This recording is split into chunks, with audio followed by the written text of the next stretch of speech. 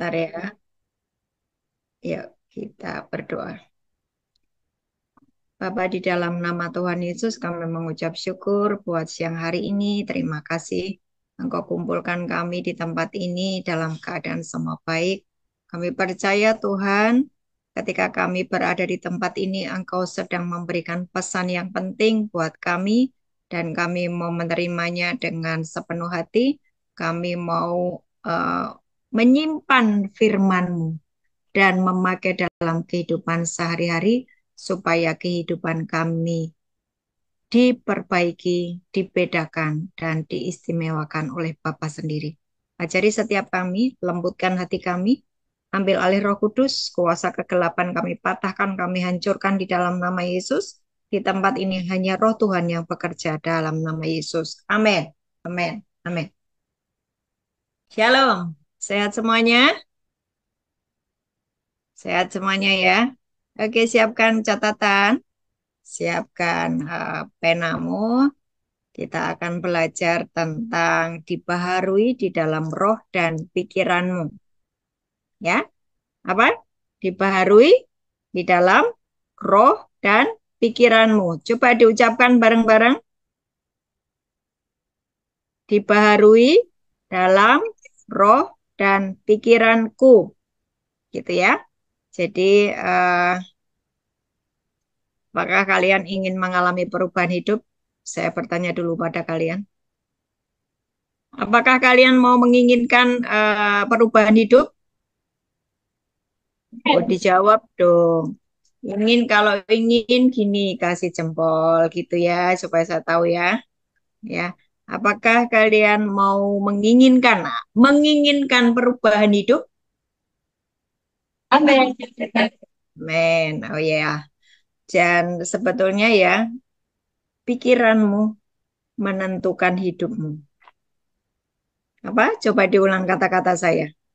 Pikiranku Pikiran hidup. menentukan hidupku. Ya, kalau saya ingin kehidupan yang dibaharui, maka saya harus memiliki pikiran juga yang dibaharui. Oke ya, boleh dicatat statement saya ini. Pikiranku menentukan hidupku. Ditulis. Pikiranku menentukan hidupku. Tulis ya. Jadi sebetulnya Tuhan itu sudah menyediakan segala sesuatu, kehidupan yang layak, kehidupan yang di bumi seperti di surga, asalkan sebagai anak-anaknya kita ini ngerti aturan-aturan yang dibuat oleh surga, ya. Seringkali kita tidak mengerti aturan-aturan itu oleh karena kita malas membaca Alkitab. Alkitabnya disimpan sampai berdebu, betul enggak? Atau gini, Bu, saya itu kalau membaca Alkitab enggak paham. Ya, baca aja terus, minta Roh Kudus memberi pemahaman, ya. Jadi mulai hari ini, saya mau mengajak kepada kalian semua ibu-ibu, setiap hari bacalah Alkitab dan masukkan itu di dalam pikiranmu, sebab nanti pikiranmu akan berubah sesuai dengan apa kata firman, dan ketika pikiranmu sudah dirubah sesuai firman, pasti hidupmu berubah. Amin. Amin. Oh, kasih senyum dong. Saya ngelihat dari sini semacam berut nih. Capek ya kalian ya. Dari pagi ada kegiatan ya. Kasih senyum lah. Ya. Supaya apa? Hatimu lembut. Kalau lembut, engkau dengar firman, itu bisa masuk gitu ya. Nah, perhatikan. Saya terus mengulang-ulang bahwa manusia itu terdiri dari tiga. Terdiri dari berapa? Tiga. Apa aja? Tubuh, jiwa, dan roh. Oke, sepakat dulu ya. Nah, memang keberadaanmu seperti itu. Mau sepakat, mau tidak sepakat, keadaanmu itu terdiri dari tiga. tubuh, jiwa, dan roh. Ya. Nah, Kisah Para Rasul 1 ayat 8. Kisah Para Rasul 1 ayat 8. Tetapi kamu akan menerima kuasa kalau Roh Kudus turun ke atas kamu, dan kamu akan menjadi saksiku di Yerusalem, Yudea, Samaria, sampai ke ujung bumi. Ayat ini pasti kalian sudah sering mendengar ya. Kamu akan menerima kuasa kalau Roh Kudus turun ke atas kamu. Tadi kan manusia terdiri dari tubuh, jiwa, dan roh. Ya kan? Waktu kamu terima Yesus sebagai Tuhan dan Juru Selamat, di dalam dirimu ada Roh Kudus. Rohnya itu menyatu dengan Roh Kudus. Halo? Amin ya. Waktu kamu terima Yesus sebagai Tuhan dan Juru Selamat, rohmu menyatu dengan Roh Kudus. Di dalam dirimu ada Roh Kudus. Oke? Nah, eh, orang yang belum terima Yesus sebagai Tuhan dan Juru Selamat, rohnya dikuasai oleh siapa? Roh kegelapan.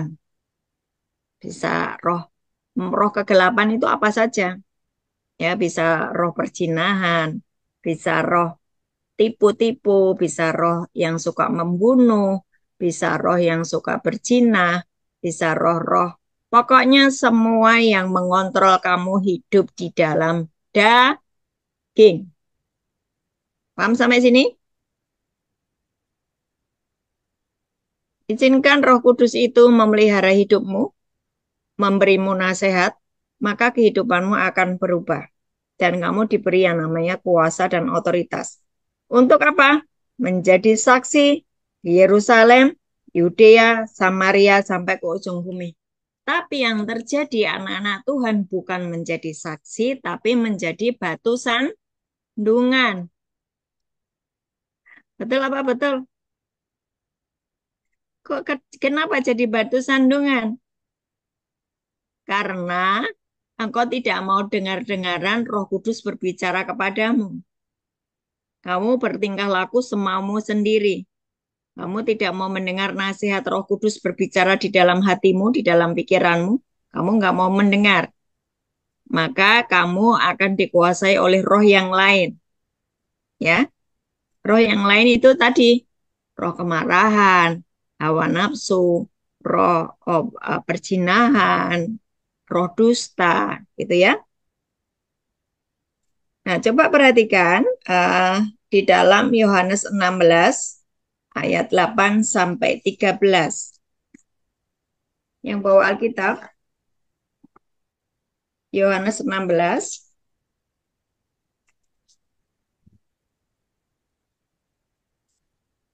ayat 8. Saya mau kasih lihat betapa dahsyatnya Roh Kudus. Kalau engkau menghargai Roh Kudus, kalau engkau uh, benar-benar minta sama Roh Kudus yang di dalam aku, ajari aku, insyafkan aku atas dosa, tuntun langkah-langkahku, berikan aku kuasa dan otoritas, maka yang namanya Roh Kudus akan mengerjakan sesuai doamu. Yohanes 16 ayat 8 sampai dengan 13. Sudah ketemu semua? Saya akan bacakan ya. Dan kalau ia datang, ia itu Roh Kudus, ia akan menginsyafkan dunia akan dosa, kebenaran, dan penghakiman. Tiga hal ini. Ketika Roh Kudus diam di dalam kamu, kamu akan diinsyafkan. Akan apa? Dosa. Kamu akan diinsyafkan. Kamu kalau melakukan seperti itu tuh kamu berdosa loh. Itu tugas Roh Kudus. Coba perhatikan saya. Perhatikan saya.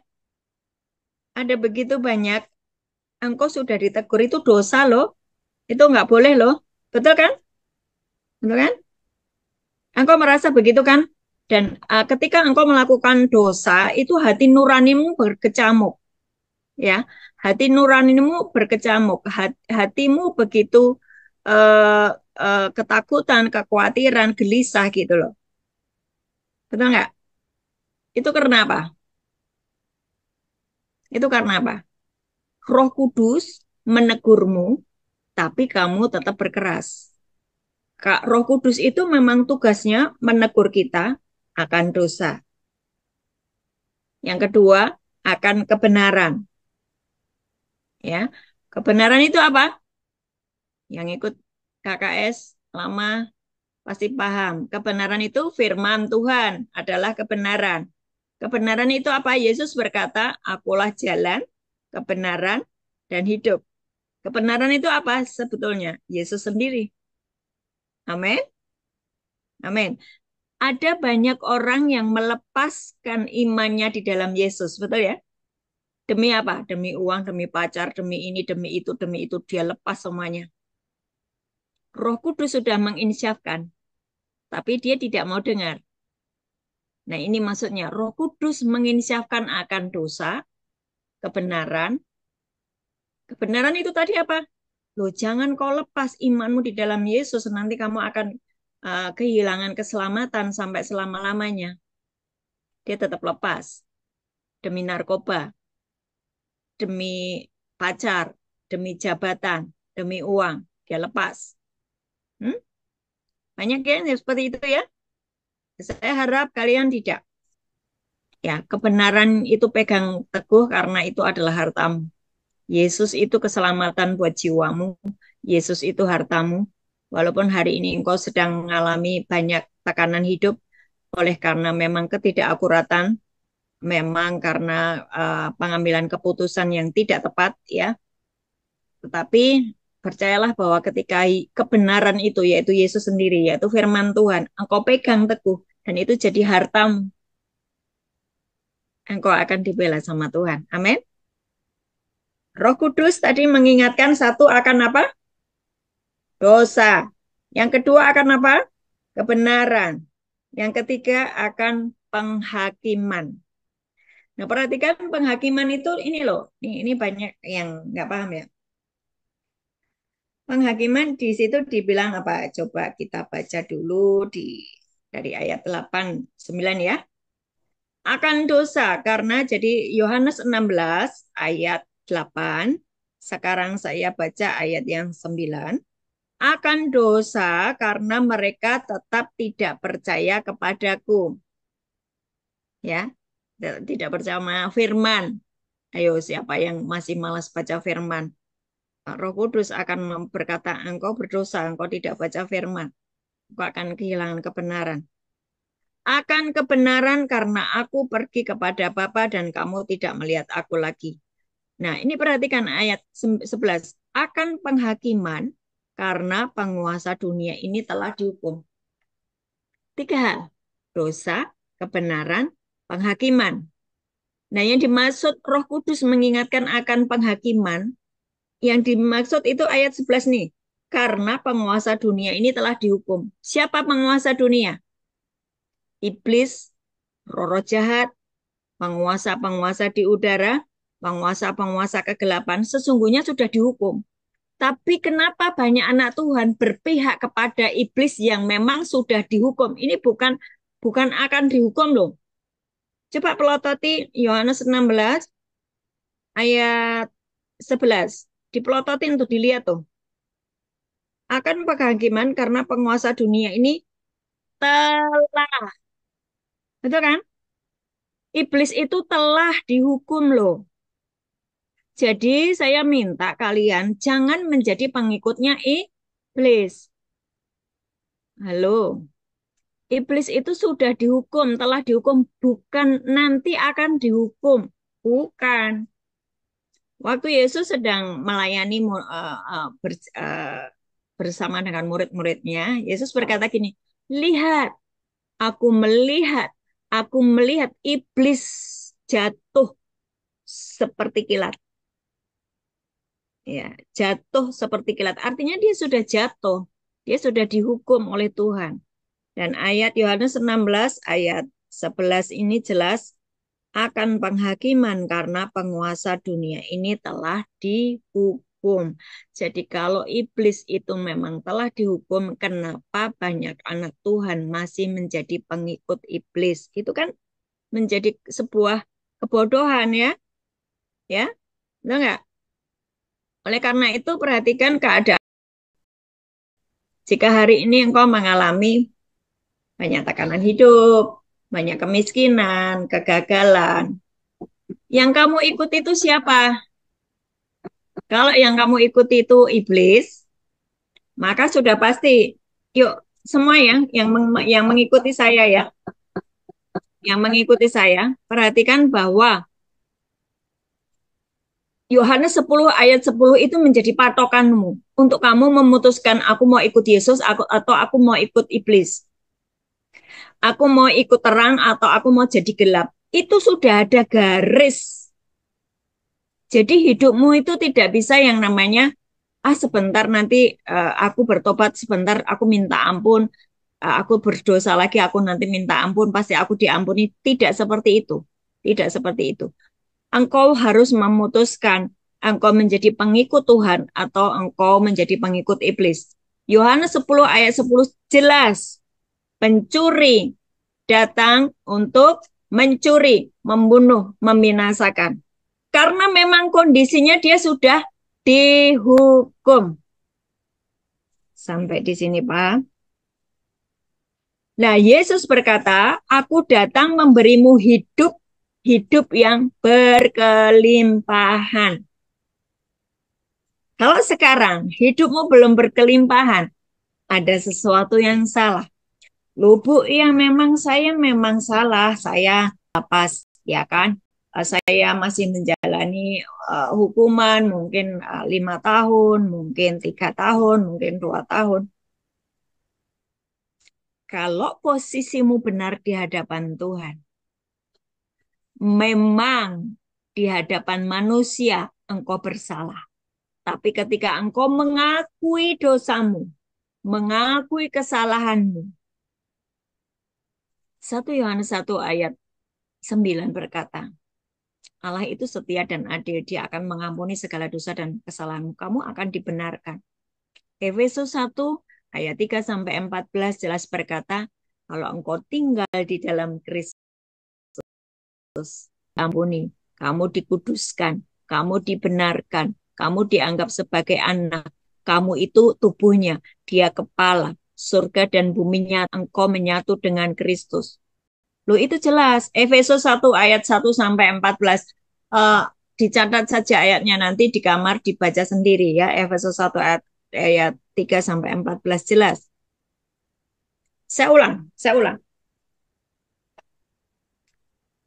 Roh Kudus yang di dalam kita, karena kita menerima Yesus sebagai Tuhan dan Juru Selamat, itu menginisiatifkan kita akan 3 hal. Akan apa? Dosa, akan kebenaran, akan penghakiman. Ya kan? Dosa.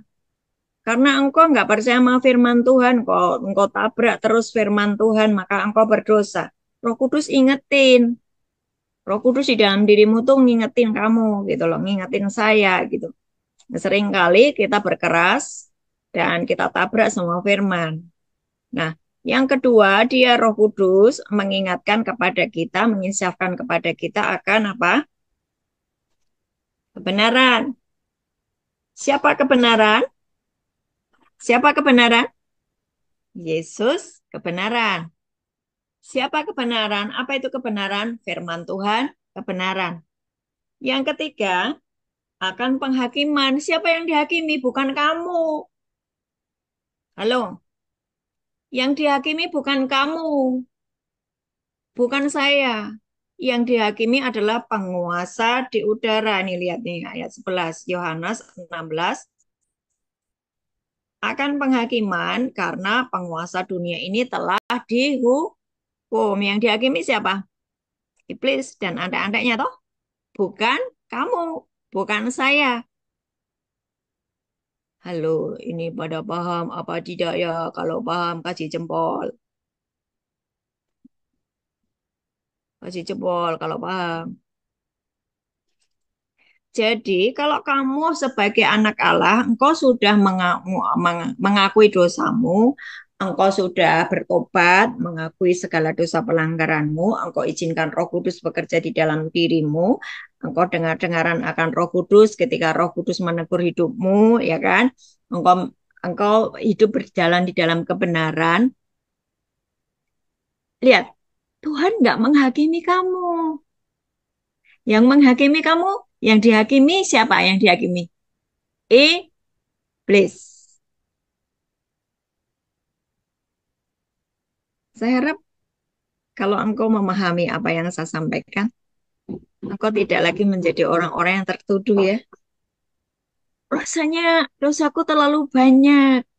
Aku nggak diampuni. Itu tipuan iblis.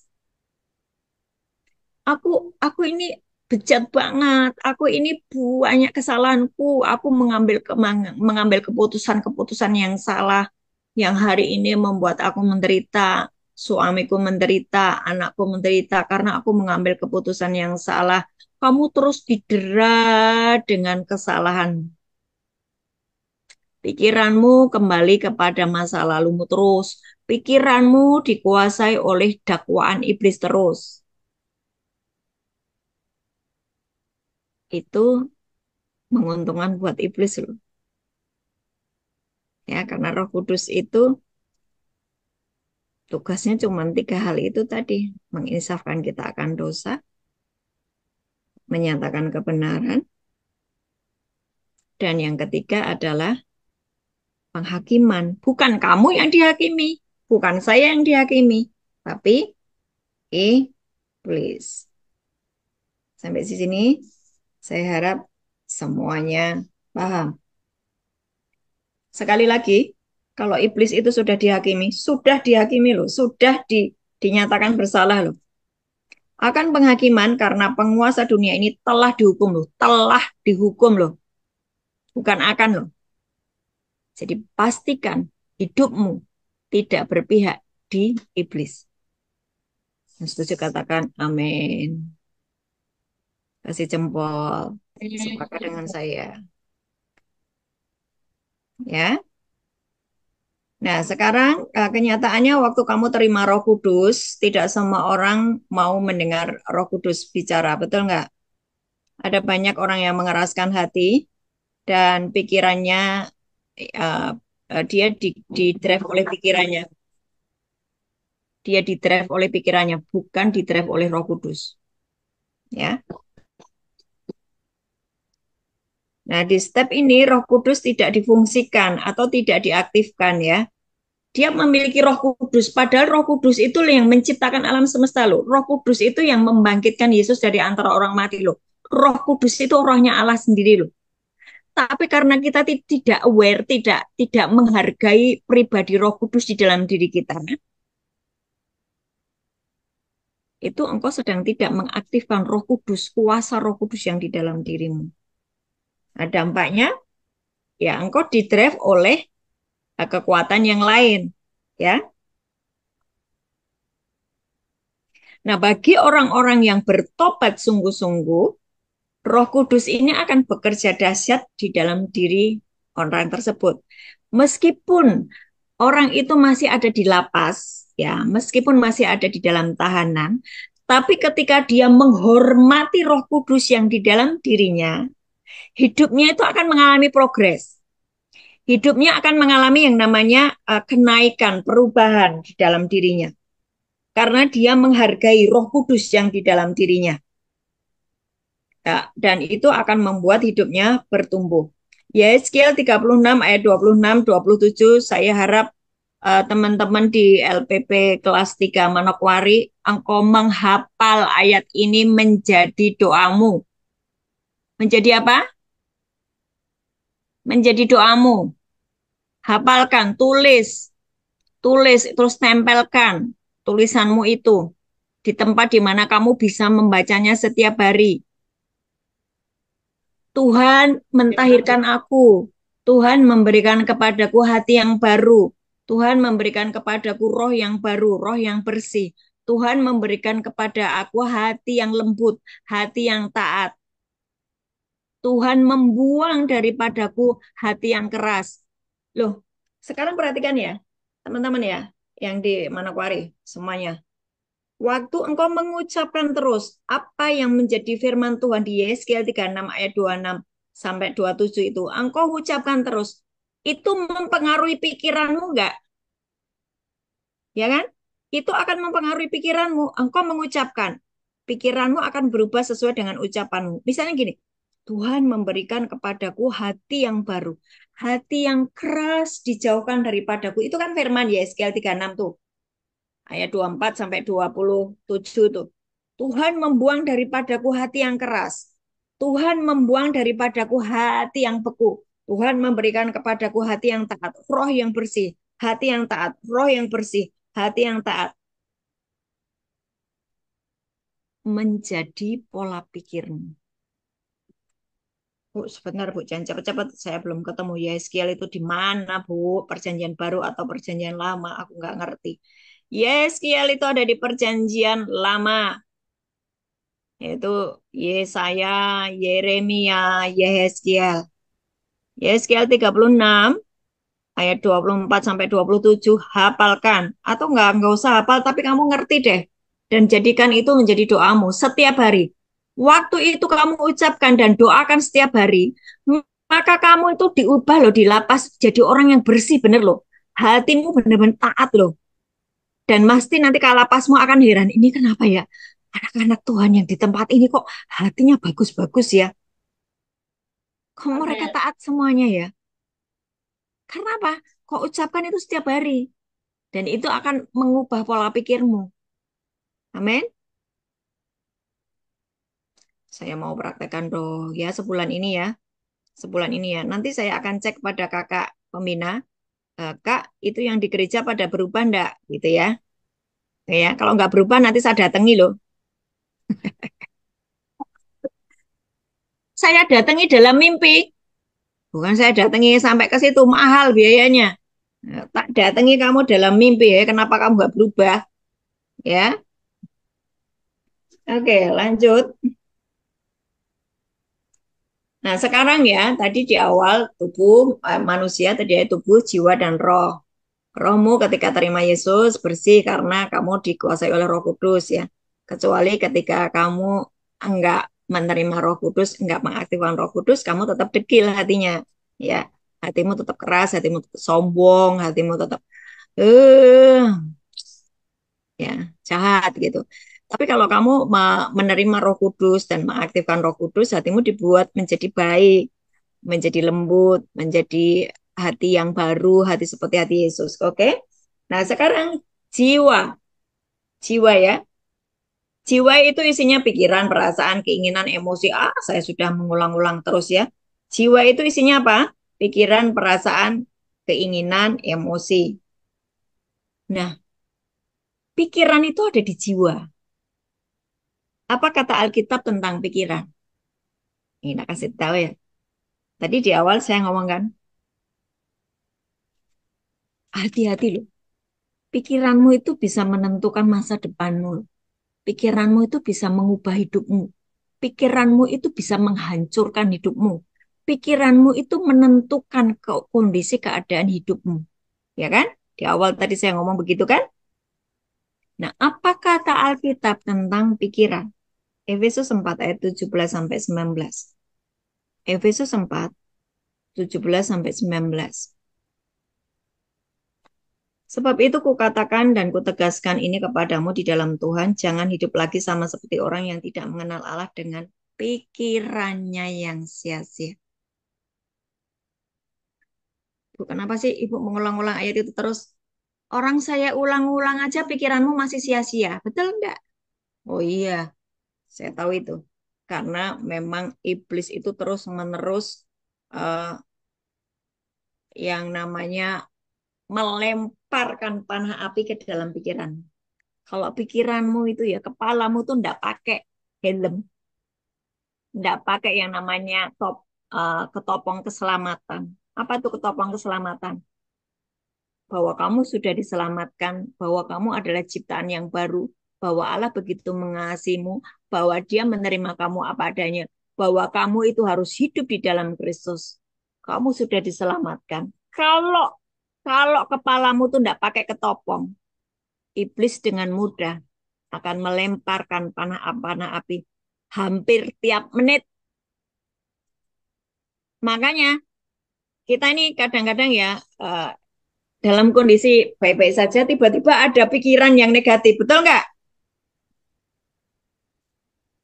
Lagi ngomongin firman nih, tiba-tiba itu ada pikiran negatif, ada pikiran tentang kekhawatiran, ada pikiran tentang ketakutan, semua yang negatif itu tiba-tiba datang muncul. Ya karena memang iblis itu melemparkan panah-panah api itu di dalam diri anak-anak Tuhan setiap saat, setiap detik. Kalau engkau tidak memakai ketopong, kalau kamu tidak memakai selengkap senjata Allah, engkau telanjang, engkau nggak pakai pikiranmu itu nggak dilindungi oleh firman Tuhan, so pasti engkau akan sangat sengsara. Jadi, perhatikan ya, baik-baik. Jangan hidup lagi sama seperti orang yang tidak mengenal Allah dengan pikirannya yang sia-sia. Kenapa pikirannya tidak boleh sia-sia? Kenapa pikirannya tidak boleh sia-sia? Amsal 4 ayat 23 versi mudah dibaca. Di atas segala-galanya, hati-hatilah terhadap apa yang kamu pikirkan. Karena pikiranmu mengendalikan hidupmu.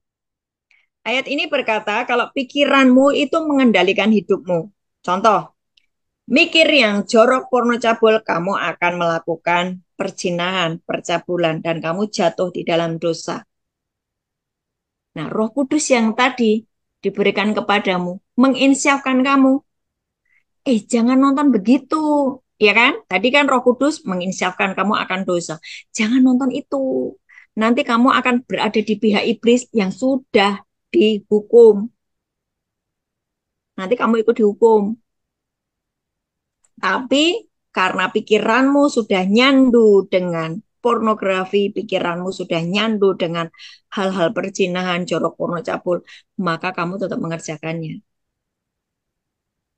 Dampaknya apa? Macam-macam. Bisa kamu jadi pelakor, bisa kamu jadi orang yang dikuasai oleh roh-roh najis, ya kan? Dan satu roh itu, dengarkan saya, satu roh itu kalau kamu tidak buang, kamu tidak urusi, dengerin saya, perhatikan semuanya, perhatikan semuanya. Satu roh itu, kalau kamu nggak urusi, dia membawa 7 temannya. Dia tidak hanya jatuh di dalam dosa perzinahan, bisa macam-macam, bisa selingkuh, bisa menjadi pelakor, bisa menjadi orang yang, ih, kok mau-maunya sih disuruh foto telanjang, kok dia nggak sadar sih hanya demi uang, loh, banyak loh. Terus gini, ada lagi kasusnya begini, kamu nih selingkuh nih dengan orang orang luar sana ya jadi pelakor kan istilahnya begitu. Rupanya pasanganmu itu merekam. Wah, merekam. Semua ketelanjanganmu direkam. Oh, kamu tiba-tiba mau putus nih. Wah, disebarlah fotomu. Loh, itu sudah banyak kejadian. Saya ngomong begini ya, perhatikan. Karena memang kondisinya iblis itu sudah dihukum.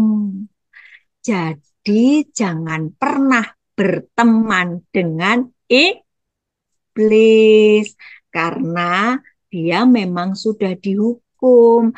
Kamu memang sepertinya enak tinggal di dalam dosa. Tapi ketahuilah bahwa sifatnya iblis adalah mencuri, membunuh, dan membinasakan.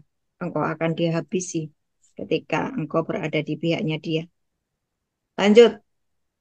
Ada lagi yang pikirannya dikuasai oleh kemarahan, sakit hati, tertolak, ya. Betul ya? Masih ada? Masih ada yang pikiranmu dikuasai oleh kemarahan? Kalau masih ada nanti saya doakan supaya lepas. Semangat. Masih adakah pikiranmu yang dikuasai oleh kemarahan? Maksudnya gini loh, aku tuh nggak bisa mengampuni, Bu. Itu terlalu sulit, Bu. Dia terlalu jahat, Bu. dari kecil itu saya dimaki-maki orang tua saya. Ayah saya seorang yang sangat keras. Dia pukul saya hampir setiap hari. Bagaimana saya bisa melupakan itu? Itu tergores dari masa kecil saya sampai dengan hari ini. Maka saya benci laki-laki. Kemarahan. Pikirannya dikuasai kemarahan. Akan menentukan hidupmu. Kamu akan menjadi seorang pemarah, kamu akan menjadi seorang pembunuh, kamu akan menjadi seorang yang tidak diterima di masyarakat karena sifatmu yang arogan. Jadi perhatikan ya, pikiranmu menentukan keadaan hidupmu.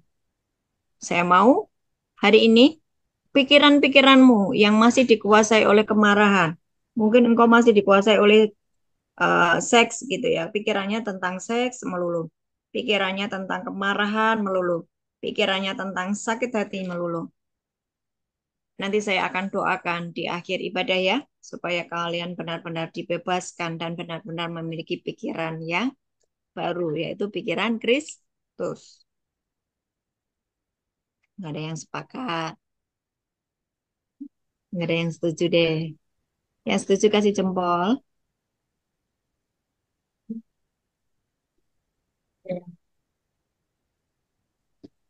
Oke, saya ulang. Ketika pikiranmu tadi dikuasai oleh pikiran yang sia-sia, tiba-tiba kamu membuat keputusan yang tidak akurat, tidak masuk akal, dan itu menghancurkan hidupmu sendiri. Itulah makanya firman Tuhan sudah menasihati kita supaya kita menjagai pikiran kita. Ada orang-orang yang dikuasai oleh kemarahan karena dia sakit hati, diperlakukan tidak adil, atau mungkin gini loh, engkau memiliki suami yang sangat sibuk, ya kan? Sebetulnya harusnya dia bersyukur ya, karena sekarang ini untuk mendapatkan pekerjaan itu sulit. Tapi suamimu mendapatkan pekerjaan yang baik. Tapi karena kesibukannya kamu nggak pernah dibelai, jablay, jarang dibelai, gitu. Terus kamu sakit hati, terus kamu marah, terus terus itu kamu kemarahanmu kamu timbun terus. Akhirnya apa? Dia mengambil keputusan yang salah, selingkuh dengan orang di luar, ya kan? Berarti kan pikiranmu itu mengendalikan hidupmu tuh, betul nggak? Apakah kayak gitu tuh ada? Wah, banyak sekali. Banyak, nggak hanya cuma satu, banyak ya. Dia tukarkan suaminya dengan orang lain di luar sana yang tapi ini tidak percaya sama Tuhan. Akhirnya dia juga melepaskan imannya. Pikiranmu menentukan hidupmu. Hatilah dengan pikiran yang sia-sia. Yang setuju kasih jempol dong, biar saya semangat. Amin. Oh, ya. Ada orang-orang yang punya filosofi atau pendapat itu seperti ini. Jangan mengharapkan sesuatu yang baik karena kamu akan kecewa jika hal itu tidak terjadi. Hmm. Ada orang-orang itu yang punya pendapat ngomong kayak gini loh. Udahlah, jangan mengharapkan sesuatu yang baik daripada nanti kamu kecewa karena hal yang baik itu tidak akan pernah terjadi. Ada nggak orang yang punya pikiran begitu? Oh itu saya, Bu. Oh itu saya banget, Bu. Saya tidak berani berharap sesuatu yang baik karena memang segala sesuatu rasanya tidak pernah baik. Ketika kamu memiliki pikiran yang negatif seperti itu, keadaan dari tahun ke tahun akan merosot. Kesehatanmu merosot, keluargamu berantakan, hidupmu berantakan. Karena pikiranmu berkata, nggak usah mengharapkan sesuatu yang baik. Buktinya tidak ada yang baik. Nanti kamu kecewa daripada berharap yang baik kamu kecewa. Hmm? Pikiranmu. menentukan hidupmu. Ya. Amsal 23 ayat 7. Amsal 23 ayat 7. Saya baca dari terjemahan bahasa Inggris. For as he think in his heart, so is he. Yang nggak ngerti bahasa Inggris, pura-pura ngerti aja lah. Belajar ngerti ya. For as he thinks within himself, so is he. Apa yang dia pikirkan, ya, tentang dirinya, itulah dia, itulah hidupnya. Jadi perhatikan, cek pikiranmu isinya apa. Ayo, ayo dipegang, dipegang ini, keningnya dipegang nih. Semuanya pegang. Cek pikiranmu tuh hari-hari ini isinya apa? Isinya apa? Coba ada satu yang jawab, deketin di laptop. Kamu isinya pikirannya apa? Saya mau interaksi dong, Kakak Mamina. Coba biar ada satu yang menjawab. Hari-hari ini pikiranmu apa? Hah? Apa pikirannya? Coba salah satu aja deh. Apa? Ih, saya nggak dengar. Apa kuping saya, Pak? Tuhan, tolonglah supaya saya mendengar. Salah satu dong. Ibunya yang baju merah deh, yang baju merah di depan sendiri kan ada yang baju merah tuh, ya kan? Ya, ini kan di depan sendiri ada yang baju merah tuh. Nah, coba jawab. Pikiranmu hari ini isinya apa? Di dekat laptop. Bu, dekat laptop supaya suaranya kedengaran. Dekat laptop. Pikiran saya hari ini, bagaimana saya bisa menggapai jiwa. Saya sedang bergumul untuk salah satu ibu yang sedang sakit dan terbaring lemah di rumah sakit karena kanker. Ya, terima kasih Ibu. Oke, bagus. Bagus. Pikiranmu artinya sudah mulai memikirkan orang lain, ya. Waktu engkau memikirkan sesamamu, itu baik. Tuhan suka. Tuhan Amen. suka. Dan Tuhan akan mengirimkan para pendoa-pendoa. Tuhan akan melakukan apa yang kamu doakan. Misalnya kamu doakan gini, Tuhan ampunilah itu mungkin kakakmu ya, kakakmu atau saudaramu. Tuhan saudaraku itu sakit kanker. Tuhan engkau berkata bahwa engkau tidak pernah memberikan sakit penyakit apapun ketika kami sungguh-sungguh taat kepadamu. Tuhan, engkau sendiri yang berkata, aku tidak akan menimpakan sakit penyakit manapun yang kutimpakan atas Mesir. Kalau engkau baik-baik mendengarkan suara Tuhan Allahmu, Tuhan ampunilah saudaraku itu karena dia tidak mau dengar-dengar akan firman-Mu. Dia mau tidak mau taat Tuhan. Ampunilah segala dosa dan pelanggarannya. Selamatkan dia, bersihkan dia dari roh cancer. Doamu didengar. Maka si ibu itu bisa sembuh. Men, ibu Amin. itu bisa sembuh karena doamu. Karena doamu. Dan ibu itu bisa mengalami yang namanya, katakanlah kalau mungkin dia tidak sembuh ya, dia dibebaskan dari cengkeraman iblis karena doamu. Jadi, pikiranmu menentukan hidupmu dan juga bisa menentukan hidup orang lain. Nah, saya kasih tahu, pikiran saya hari ini apa? Tuhan, aku tuh pengen ya Tuhan, semua anak-anak yang saat ini sedang berada di lapas, mereka semuanya tuh ngerti Tuhan, artinya menghargai waktu. Terus toh Tuhan, biar mereka tuh belajar firman Tuhan sungguh-sungguh gitu loh Tuhan.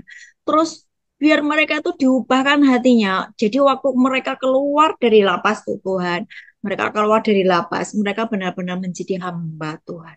Itu pikiran saya.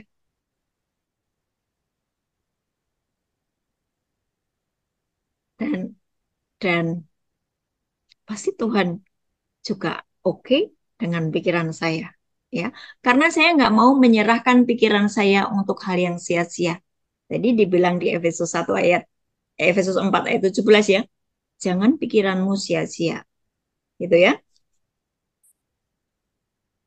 Sampai sini paham ya? Ada lagi mungkin yang pikirannya itu, aku pokoknya cepat pulang, aku pengen pulang, aku pengen pulang, aku pengen pulang. Betul nggak? Betul ya? Pokoknya aku pengen pulang, aku udah nggak betah di sini, aku pengen pulang, aku pengen pulang. Pikirannya itu seperti itu. Coba kamu balik sekarang. Engkau itu bisa cepat pulang karena konditemu di lapas itu baik. Betul nggak? Rajin ibadah, tidak pernah berontak terhadap kakak pembimbing, terus melakukan tugas-tugas dengan baik. Yang tadinya kamu suka nipu, kamu sudah nggak nipu lagi. Kamu kedapatan baik, kamu bisa bertanggung jawab, kamu melakukan hal yang baik yang menyukakan orang-orang di lapas. Yusuf, Yusuf itu kan di lapas tuh, di tahanan di dalam penjara. Tapi karena integritasnya baik, perilakunya baik, dia menjadi orang yang dipercaya sama kepala lapasnya, ya. Akhirnya kan dia menjadi perdana menteri. Loh, saya mau kalian seperti Yusuf Yusuf, amin, ya kan? Hari ini mungkin kamu memang sedang ada di tahanan karena Tuhan sedang memprosesmu, sedang membersihkanmu. Tapi ketika Yusuf keluar dari lapas, dia keluar dari penjara, dia menjadi perdana menteri loh. Kenapa enggak itu menjadi doamu?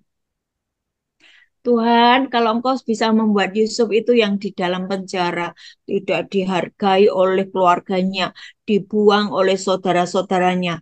Tuhan, dia dimaki-maki, dia difitnah sama Potifar, istrinya Potifar. Dia difitnah, mengalami banyak aniaya. Tapi Tuhan, aku juga mau seperti Yusuf. Aku memiliki integritas, aku memiliki kelakuan yang baik sehingga kepala lapas mencintai aku dan aku dipromosikan. Aku menjadi orang yang uh, uh, waktu engkau terus bersekutu dengan Roh Kudus, tiba-tiba ada roh hikmat, ada roh pengertian di dalam dirimu. Yusuf itu bisa me, me, mengartikan mimpi loh. Nggak semua orang bisa loh. Nah, kalau roh Tuhan, roh kudus itu menguasai kamu, engkau akan menjadi orang yang di atas rata-rata. Amin. Di atas rata-rata itu bagaimana? Ya, orang lain nggak bisa, kamu bisa. Seperti Yusuf. Nah, itu adalah bekalmu untuk ketika nanti engkau keluar dari lapas, engkau sudah menjadi manusia yang berbeda. Nah, sekali lagi kita tadi membahas tentang pikiran ya. Hati-hati dengan apa yang kau pikirkan. Kalau pikiranmu itu dikuasai oleh kekhawatiran, maka yang kamu khawatirkan itu yang terjadi. Ayub 3 ayat 25. Buka. Ayub 3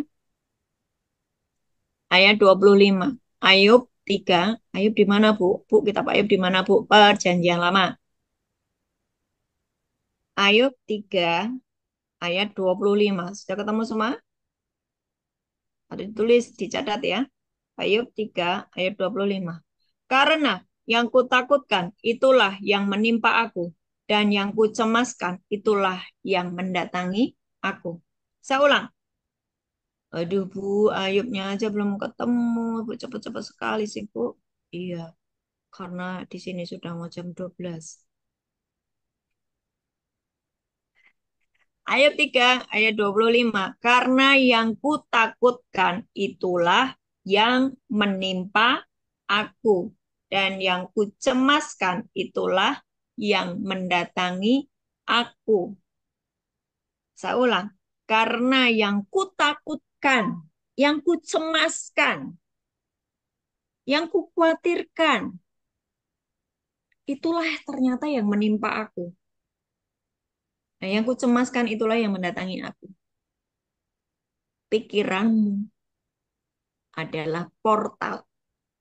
Engkau membuka gerbang maut atau engkau membuka gerbang surga.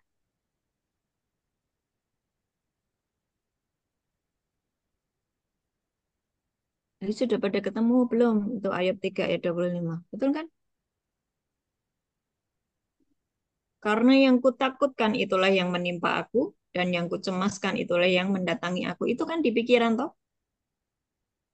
Suatu saat, suatu saatnya, ya, waktu anak-anak saya masih kecil ya, ah, yang kakak nomor 2 itu karena sekolahnya itu satu satu tujuan gitu ya. Kadang-kadang saya suruh dia untuk mengantarkan adiknya sekalian. Tiba-tiba pikiran saya itu melintas, aduh jangan-jangan ya, jangan-jangan. Betul loh, jangan-jangannya. Baru saya mau bersih-bersih rumah gitu kan ya. Itu ada suara motor datang. Dan si kakak menangis, dan si adik menangis. Kenapa? Dia jatuh. Dia jatuh. Karena pikiran saya. Harusnya bagaimana? Bagaimana? Ketika pikiran itu melintas, harusnya berdoa. Di dalam nama Tuhan Yesus, aku menolak setiap kecelakaan. Aku menolak anak-anakku jatuh. Aku menolak anak-anakku mengalami celaka. Aku tolak di dalam nama Yesus. Para malaikat Tuhan melindungi anak-anakku. Para malaikat Tuhan menjagai kiri kanan, depan belakang, atas bawah. Para malaikat Tuhan berjaga-jagalah atas anak-anakku. Oh, darah Yesus membungkus anak-anakku. Harusnya begitu. Tapi kadang-kadang karena kita ini, itu tadi, hubungan kita dengan Roh Kudus itu belum connect 100% ya, lah. Masih manusia duniawi. Nah, itu seringkali apa yang kita khawatirkan itu yang terjadi karena kita suka memikirkan hal yang sia-sia. Nah, sekali lagi, hati-hati dengan apa yang kamu pikirkan karena pikiranmu menentukan hidupmu. Nah, terus bagaimana supaya saya memiliki pikiran yang baik? Alkitab berkata, Filipi 4 ayat 8. Ayat ini mengubah cara pikir saya, totali pikiran saya totali dirubah total dari Filipi 4 ayat 8. Ya, Filipi 4 ayat 8, perjanjian baru.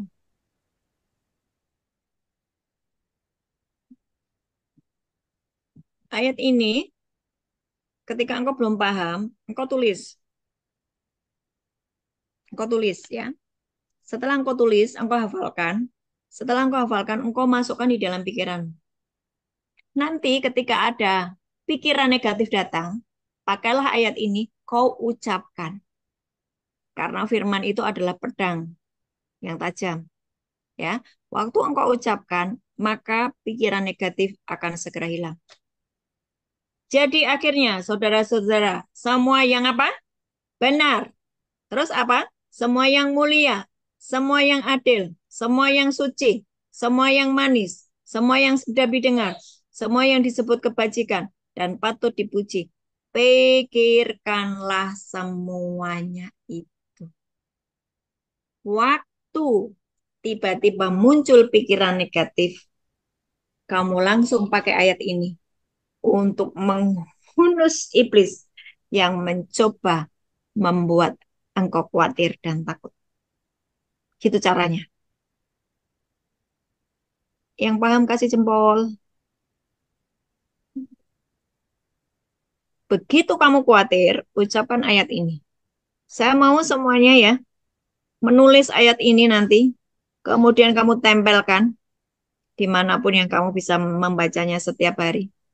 Ketika pikiranmu mulai marah, kamu mulai kecewa, kamu mulai memikirkan perkara-perkara yang sia-sia, baca ayat ini, itu menjadi seperti api yang akan menghancurkan setiap pikiran-pikiran negatif di dalam dirimu.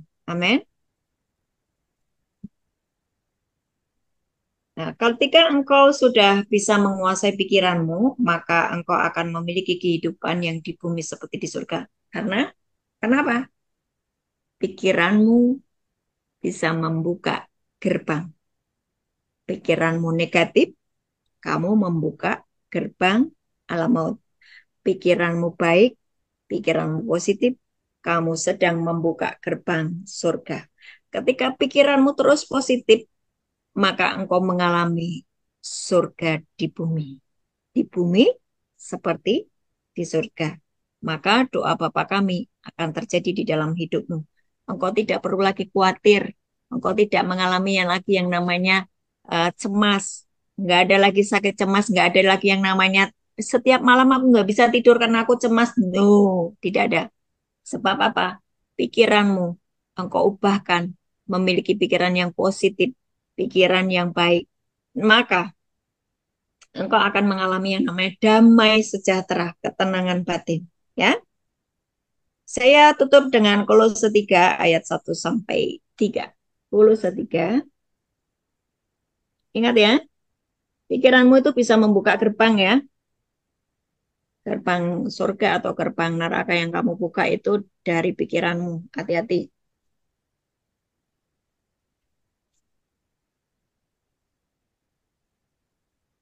Kolose 3 ayat 1 sampai dengan 3. Sudah semua? Kolose 3 ayat 1 sampai dengan 3. Kolose itu perjanjian baru. Dah. Karena itu kalau kamu dibangkitkan bersama dengan Kristus, carilah perkara yang di atas, di mana Kristus ada, duduk di sebelah kanan Allah. Pikirkanlah perkara yang di atas, bukan yang di bumi. Suruh mikirin yang di atas. Yang di atas itu apa? Firman Tuhan. Semua yang baik tentang apa yang Tuhan sudah sediakan. Pengampunan dosa, berkat-berkat, kesehatan, kelimpahan, sebab dia Bapamu yang baik dan kamu adalah anaknya. Pikirkan semua yang baik, bukan kemarahan, tapi kamu mulai mengampuni, kamu mulai mengasihi, kamu mulai taat kepada firman. Pikirkanlah perkara-perkara yang di atas, bukan yang di bumi. Sebab kamu telah mati dan hidupmu tersembunyi bersama dengan Kristus di dalam Allah. Sebab kamu telah mati. Apa yang mati? Semua hawa nafsumu, kemarahanmu, semua emosi negatifmu, semua iman negatifmu. Setelah kamu sudah mati dari semuanya itu. Dan hidupmu tersembunyi, kamu dibungkus di dalam Kristus. Dan itulah kehidupan di bumi. Seperti di surga. Karena pikiranmu mulai kamu disiplinkan untuk memikirkan perkara yang di atas. Apa? Firman Tuhan, kebenarannya, janji-janjinya. Maka kamu akan mengalami kehidupan yang berbeda. Tuhan Yesus memberkati. Oke, hari ini saya akan mendoakan kalian. Siapa yang hari ini masih punya pikiran-pikiran negatif, masih suka kepengen bunuh diri, pokoknya pikiran-pikirannya najis, pikiran-pikirannya itu dendam, pikiran-pikirannya itu aku pokoknya pengen bunuh diri gitu. Semua yang negatif pikirannya. Maju ke depan. Boleh berdiri semuanya. Kalau kalian masih ada pikiran-pikiran yang negatif, boleh maju ke depan. Boleh maju ke depan. Saya serius, kita akan berdoa supaya kamu dibebaskan dari semua ikatan pikiran, ya penjara pikiran. Yuk, maju. Enggak apa-apa, enggak usah malu. Ini urusan kamu sendiri, masing-masing sendiri dengan Tuhan. Masing-masing sendiri dengan Tuhan. Yuk, maju di depan. Maju ke depan. Maju ke depan. Seperti tadi saya sampaikan ya, seperti tadi saya sampaikan, bahwa nggak apa-apa, berdiri aja nggak apa-apa, berdiri aja. Yang lainnya duduk. Kalau kalian merasa ada pikiran-pikiran yang negatif, pikiran-pikiran yang mengganggu hidupmu, aku kok nggak bisa ya lepas dari pikiran ini. Kau berdiri. Ya, hari ini Tuhan ada di tengah-tengah kita, di tengah-tengah kalian, dan Tuhan akan membebaskan engkau dari semua pikiran-pikiran yang membelenggu hidupmu. Taruh tanganmu di atas kepala. Taruh tanganmu di atas kepala. Di dalam nama Tuhan Yesus, hari ini Tuhan, aku menyerahkan anak-anakmu yang berdiri, yang merasa bahwa pikirannya dibelenggu oleh kuasa kegelapan. Hari ini aku berkata, iblis, lepaskan cengkeraman di dalam nama Yesus. Engkau iblis, engkau sejatinya sudah dihukum. Demikian firman Tuhan, Yohanes 16 ayat 11. Akan penghakiman karena penguasa dunia ini telah dihukum. Engkau iblis, lepaskan cengkeramanmu dari anak-anak Tuhan di tempat ini. Dan hari ini, biar engkau dibebaskan dari semua pikiran negatif, dari semua ikatan pikiran-pikiran yang tidak sesuai dengan firman. Engkau dibebaskan, engkau dilepaskan dari ujung kepala sampai ujung kaki. Lepas dalam nama Yesus. Dan engkau diberi pikiran yang baru, pikiran Kristus. Engkau sudah diselamatkan. Engkau diberi ketopong yang baru, ketopong keselamatan, helm, untuk melindungi pikiranmu, untuk melindungi kepalamu. Dan mulai hari ini di dalam nama Yesus, engkau memiliki pikiran yang baru, pikiran Kristus. Dan pikiranmu menentukan hidupmu. Mulai hari ini hidupmu akan dipulihkan. Mulai hari ini keadaanmu akan menjadi baik karena pikiranmu mulai baik. Angkat tanganmu, dua-duanya. Semuanya bangkit berdiri. Semuanya bangkit berdiri. Semua bangkit berdiri. Angkat tanganmu. Mari Roh Kudus, jamalah anak-anakmu di tempat ini. Jamah Tuhan, jangan ada satupun yang kau lewati. Roh Kudus, jamah semuanya, semuanya, semuanya. Api Tuhan turun atasmu. Yes, api Tuhan turun atasmu. Membakar semua yang Tuhan tidak berkenan. Tuhan memberikan kepadamu hati yang baru dan roh yang bersih. Tuhan memberikan kepadamu hati yang taat. Roh Kudus mulai ambil alih kembali atas kehidupanmu. Dan pikiranmu disucikan, ditahirkan. Dan mulai hari ini pikiranmu adalah pikiran Kristus. Engkau menjadi haus dan lapar akan firman Tuhan. Dan engkau begitu mudah untuk menerima firman. Dan hidupmu akan dibaharui. Hidupmu akan berubah. Karena pikiranmu menentukan hidupmu. Mulai hari ini engkau hanya memikirkan janji-janji Tuhan. Engkau hanya memikirkan apa kata Tuhan. Engkau hanya memikirkan firman. Dan hidupmu dipulihkan seperti yang Tuhan mau. Terjadilah atasmu dalam nama Yesus. Mari Roh Kudus, ambil alih atas kehidupan anak-anakmu. Aku sudah selesai dengan mereka, tetapi Roh Kudus akan terus bekerja sampai Maranatha. Tuhan Yesus Kristus memberkatimu dan melindungimu. Tuhan Yesus Kristus menyinari engkau dengan wajahnya dan memberi engkau kasih karunia. Tuhan Yesus Kristus menghadapkan wajahnya kepadamu dan memberi engkau damai sejahtera. Amin. Amin. Amin. Tuhan Yesus.